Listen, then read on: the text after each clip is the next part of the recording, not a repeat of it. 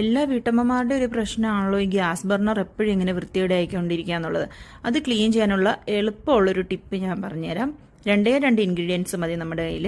ഈ gas burner ഒരു ബൗളിലിട്ട് അതിൻ്റെ മുകളിലോട്ട് ഒരു പാക്കറ്റ് ഈനോ പൊട്ടിച്ച് ഇടുക. അതിനുശേഷം ഒരു നാരങ്ങ പിഴിഞ്ഞൊഴിച്ചിട്ട് നല്ല തിളച്ച വെള്ളം അതിൻ്റെ മുകളിലേക്ക് ഒഴിക്കുക. എന്നിട്ട് ഇത് കുറച്ച് നേരം മാറ്റി വയ്ക്കുക. മിനിമം ഒരു 30 മിനിറ്റ് എങ്കിലും മാറ്റി വയ്ക്കണേ.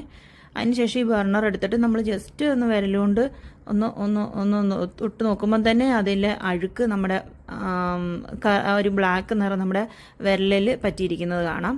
പിന്നെ എന്ത് ടിപ്പ് ചെയ്താലും ബർണർ നല്ല പുതുപുത്തനായിട്ട് പളവളാന്നൊന്നും കിട്ടത്തില്ല. നമ്മൾ ഡെയിലി യൂസ് ചെയ്യുന്നതല്ലേ. പിന്നെ സ്ക്രബ്ബർ ഇട്ട് നന്നായിട്ട് കഴുകിയിട്ട് ടാപ്പ് വാട്ടറിൽ കഴുകണം. എന്നിട്ട് അപ്പോൾ ദേ ഈ ഒരു രീതിയിൽ നമ്മുടെ ബർണർ കിട്ടും.